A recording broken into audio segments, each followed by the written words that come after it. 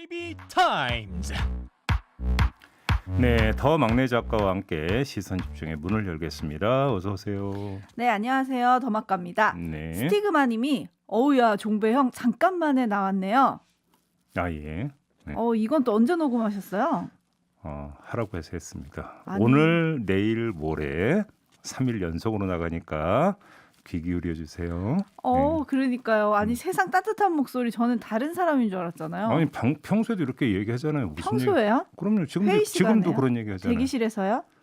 또 따진다. 또 따져 까볼 또. 수도 없고 아침부터 진짜. 또. 네.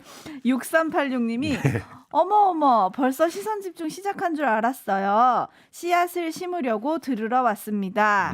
예. 아유 내용까지 아주 귀 기울여 예. 들으셨네요. 예, 고맙습니다. 네. 네, 저는 세상 따뜻한 목소리에 다른 사람인 줄 알고 내용을 못 들었거든요. 그럼 자, 더마카. 자, AS 타임부터 가볼까요? 네, 알겠습니다. 따뜻하죠?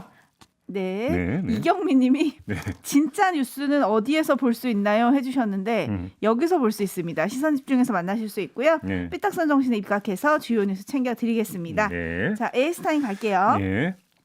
어제 오마이뉴스 윤근혁 기자와 윤석열 전 총장의 부인 김건희 씨의 논문 얘기를 좀 했었잖아요. 네, 네. 파장이 꽤 큽니다. 그러게요. 논문 제목을 영어로 번역하면 회원 유지라는 내용을 멤버 유지, YUJI 이렇게 발음 나는 대로 표기를 했다거나 네. 신문 기사 내용을 거의 그대로 갖다 쓰면서도 출처 표시를 하지 않았다.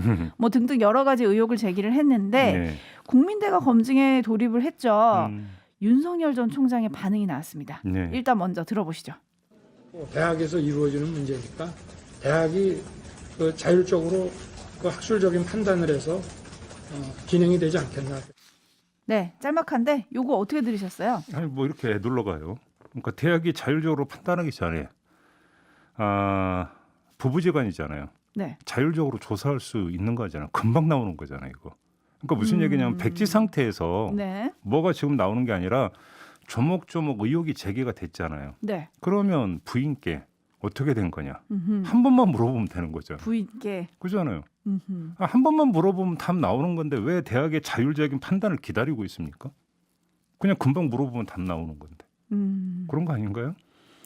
네, 알겠습니다. 네. 4003님이 대학 자율로 판단이요. 표창장은 검찰에서 수사도 했잖아요. 뭐 이런 얘기를 해주셨는데 네. 근데 의혹이 이게 끝이 아니에요. 새로운 게 또 나왔더라고요. 논문 관련해서? 네네. 세계일보가 보도한 내용인데요. 예. 저희가 어제 짚었던 거는 두 개의 논문이었잖아요. 예. 그 외에 2007년 8월에 한국 디자인 트렌드 학회지 논문집에 실린 또 다른 논문도 표절 의혹이 제기가 됐습니다. 그 표절률이 35%에 달했다. 뭐 이런 내용이고요. 사실 그 논문 표절 검증 시스템에 돌려서 논문 표절률을 보면 10에서 15% 넘으면 통상 반려가 된다 그래요. 근데 35%에 달했다. 네. 그리고 2002년에 예. 발표된 다른 저자의 석사학위 논문과 영문 초록의 경우에 한 문장 빼고 똑같았다.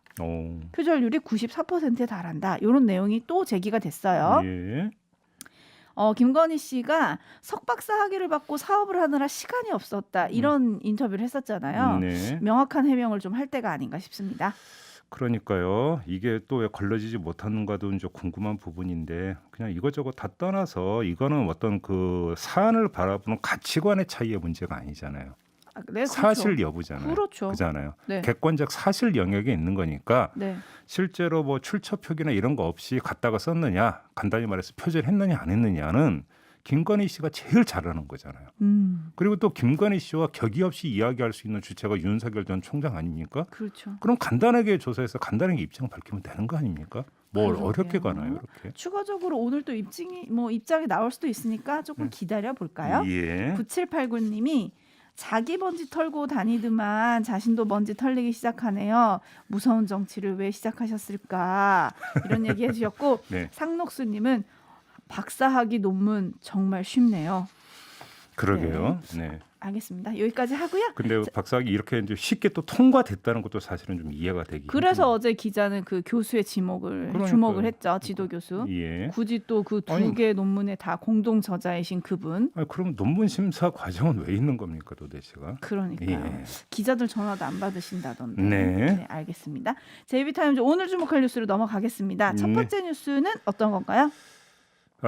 김종인 전 국민의힘 비대위원장이 신동아하고 인터뷰를 했는데요. 네. 여기서 이런 말을 했습니다. 윤석열 전 검찰총장이 지금의 지지율을 유지한다면 굳이 국민의힘에 입당해서 다른 후보들하고 옥신각신할 게 아니고 11월에 야권 단일 후보를 선출하면 된다. 오, 훈수를 시작하셨나요? 이렇게 이야기를 했고요.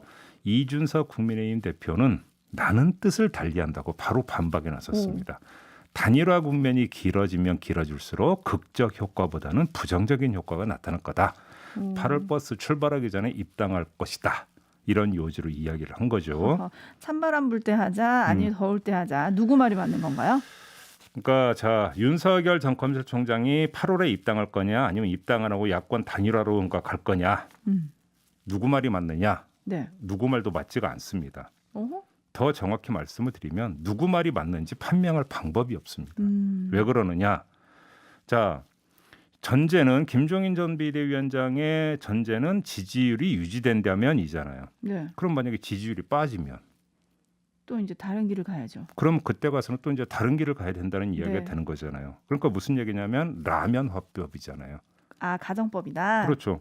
가정을 전제로 해서 미래를 예측하면 그거는 빈 그림이 되는 거고요. 네. 각을 약간 틀어서 한 가지만 그 말씀을 드리면 네. 입당 시기를 놓고 수많은 얘기가 나오지 않습니까, 사실. 근데 그렇죠. 이게 따지고 보면 속빈 얘기라는 거예요. 왜? 자, 8월 버스론을 주장하는 이준석 대표조차 입당 시기를 그때로 얘기를 하는 거잖아요. 네. 그러니까 지금 들어오너가 아니라 8월에 버스 출발하기 전에 들어오면 된다라는 거잖아요. 그렇죠. 그러니까 입장 바꿔서 윤석열 총장 입장에서 보면은 그러면 지금 뭘 결정할 이유가 있습니까? 8월 말까지 시간이 부여가 된 거잖아요. 네. 그러니까 8월까지 더 간을 봐도 되는 거잖아요. 그러네요. 시간이 주어졌네요. 그러니까 지금 그러니까 결정을 할 이유가 없는 거잖아요. 네. 그러면서 지지율 추이를 볼 거 아닙니까? 그러면 지금 주인공인 윤석열 전 총장조차 내 마음 나도 몰라일 못일 가능성이 더 높은 거 아닙니까? 그렇죠. 그러니까 예를 들어서 뭐 8월에 입당할 거다, 아니다 11월에 가서 단일화를 추진할 거다라는 것도 제가 볼 때는 객관적 사실에 기초한 전망이 아니라 어찌 본다면 이렇게 해야 된다라고 하는 훈수 수준을 넘어서지 못한다. 그러니까 이거를 가지고 벌써 진단 전망 이렇게 이야기할 이유가 전혀 없다. 제가 볼 때는 그런 거 아니겠습니까? 네. 그럼에도 불구하고 하루도 안 빼놓고 이런 얘기가 나오고 하루도 안 빼놓고 보도가 나오고 있습니다. 네. 왜일까요? 이게 빈 얘기라는 건 세상에 다 하는데 주목 효과 때문이겠죠. 이렇게 돼버리면 아무튼 윤석열 전 총장은 뭐가 됩니까? 관심의 대상이 되는 거죠. 그렇죠. 그죠? 윤석열 전 총장만 관심의 대상이 되는 게 아니라 훈수를 두는 사람도 관심이 되는 거죠. 그렇죠. 전지적 김종인 시점, 뭐 전지적 이준석 시점 이런 게 되는 거 아니겠어요? 내 얘기를 들어라. 그렇습니다. 이런 얘기가 되는 네네. 건데 6676님이 이준석 김종인 같은 편 아니었나요? 다른데요? 요거에 대해서는 두 분 자주 만난다 그러던데 요거는 다르네요. 그죠? 네. 머리만 멀로 TV님은 김종인 위원장은 나가서도 당권을 쥐고 흔드는 건가요? 라고 보내주셨는데 근데 김종인 전 비대위원장 이야기는 제가 볼 때는 전망이기보다는 훈수라고 봐야 되는 게 나를 찾아와 이전부터 이런 비슷한 주장을 했어요. 무슨 이야기냐면 지금 대선은 총선하고 다르기 때문에 그러니까 맨파워가 중요하다. 네. 그렇기 때문에 굳이 국민의힘에 안 들어가도 된다라는 요지로 계속 주장을 해왔던 거죠. 그렇기 때문에 신동아와의 인터뷰에서 사실은 이전의 주장을 되풀이한 되풀이한 것. 오히려 그렇게 해석하는 게 좀 맞을 것 같습니다. 되풀이한 건데 가로 열고 나한테 와. 내 말을 들어봐. 예, 뭐 이런 거 아닐까? 뭐 그런 얘기도 했다고 하더라고요. 뭐 내가 뭐 그렇게 고자세를 유지하는 사람은 아니기 때문에 연락하면 뭐 이야기할 수도 있다. 뭐 이런 취지로 또 이야기를 했더라고요. 분명히 얼마 전에는 만날 가치가 없다고 하셨던 것 같은데. 안 만난다고 했던 걸 저도 기억을 네. 하고 있어요. 네. 8672님이 김종인 위원장은 때마다 나타나는 유랑극단의 단장 같아요.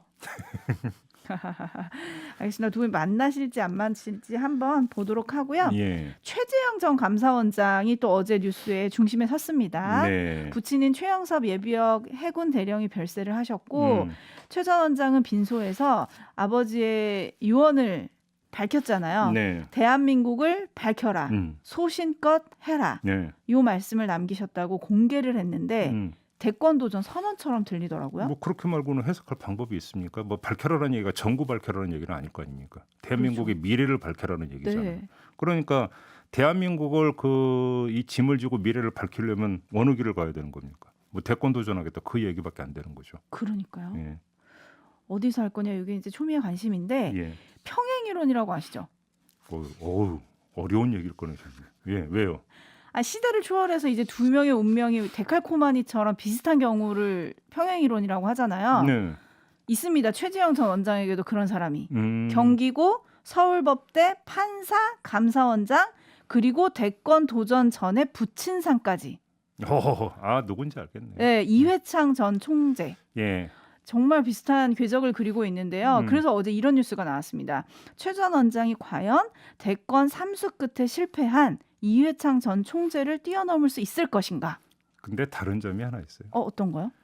이회창 전 총재는 감사원장 하다가 그만두고 대권 도전한 게 아니고요. 네. 감사원장 잠깐 하다가 또 총리 갔다가 음흠. 두루두루 거쳐서 대권 어떤 후보로까지 갔던 거니까 네. 경로는 좀 다른 건 있죠. 어허. 이력은 같겠지만 코스가 다른 거죠. 코스가 다르면 끝도 다를 수 있겠네요.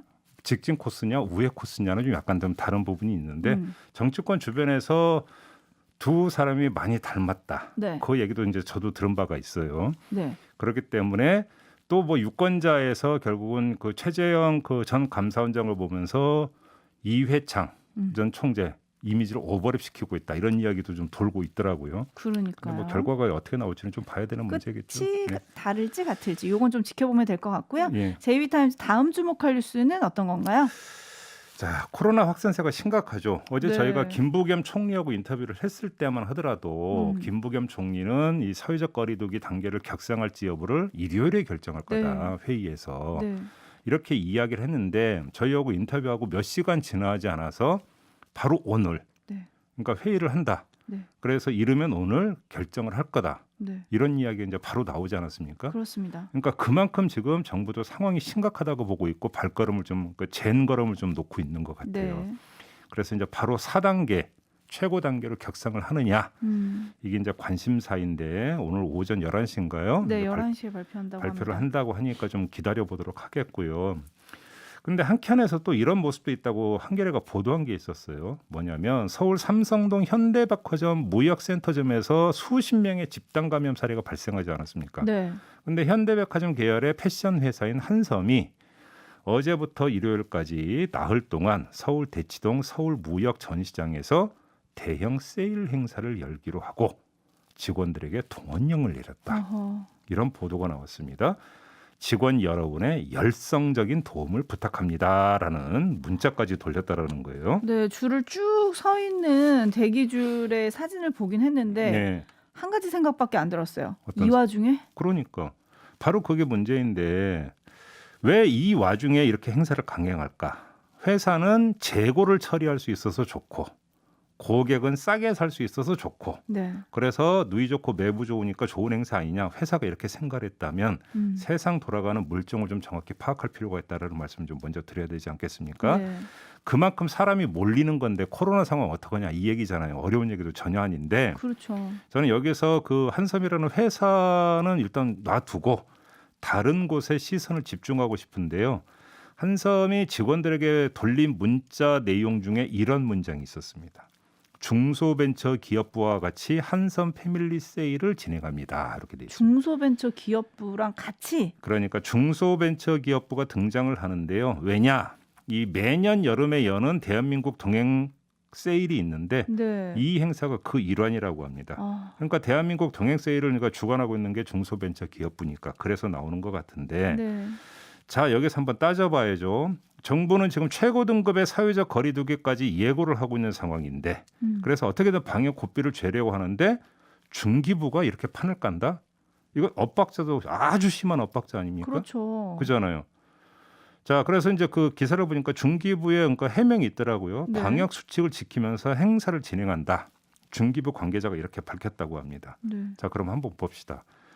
그러면 자, 세일 행사를 하는데 손님들이 2m 간격 두고 쭉 줄 섰다가 네. 차례로 한 명 한 명 돌아가면서 이 옷 만져보고 저 옷 입어보고 그러면 다음 손님은 2m 뒤에서 계속 기다리고 있다가 다 끝나고 나면 그다음에 또 이 옷 만지고 저 옷 입어보고 이렇게 합니까? 설령 그렇게 한다고 치죠.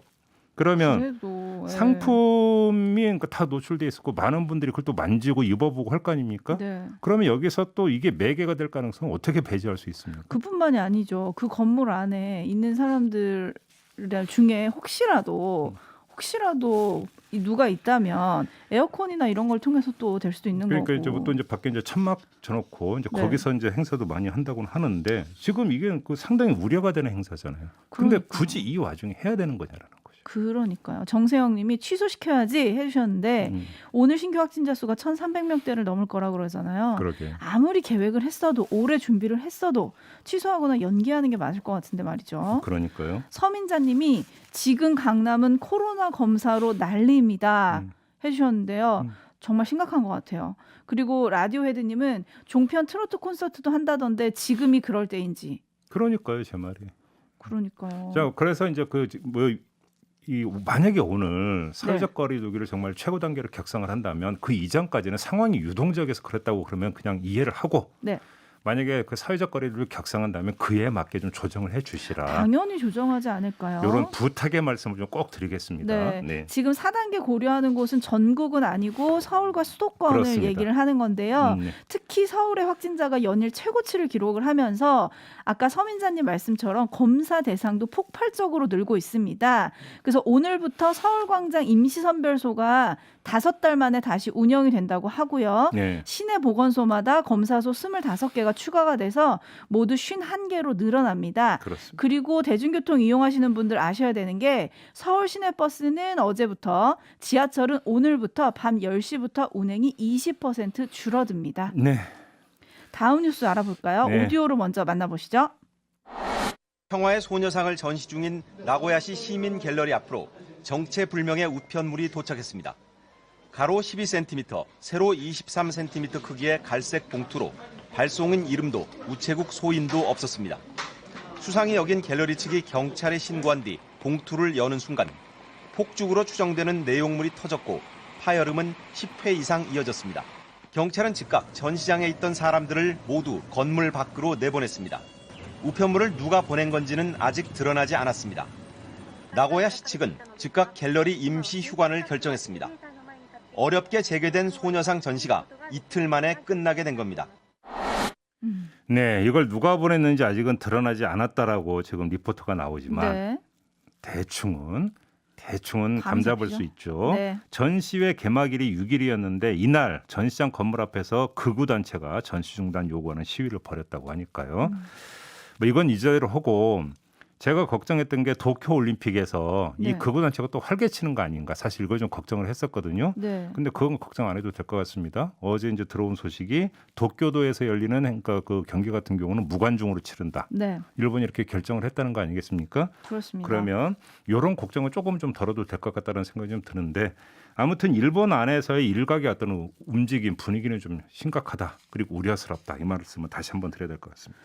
네, 그리고 일본 언론이 문재인 대통령이 도쿄올림픽에 참석할 거라는 보도를 연이어 내고 있잖아요. 네. 여기에 담긴 의도 그리고 일본 현재 분위기는 잠시 후 3부에서 일본 현지 연결해서 직접 다뤄보도록 하겠습니다. 예. 이렇게 저는 물러가야 되는데요. 코로나 4차 대유행 문턱에 들어선 금요일 아침입니다. 단합된 멈춤이 필요할 때다. 이게 어제 질병청장의 말이었는데요. 이번 주말 집콕하시길 바라겠습니다. 알겠습니다. 수고하셨어요. 감사합니다.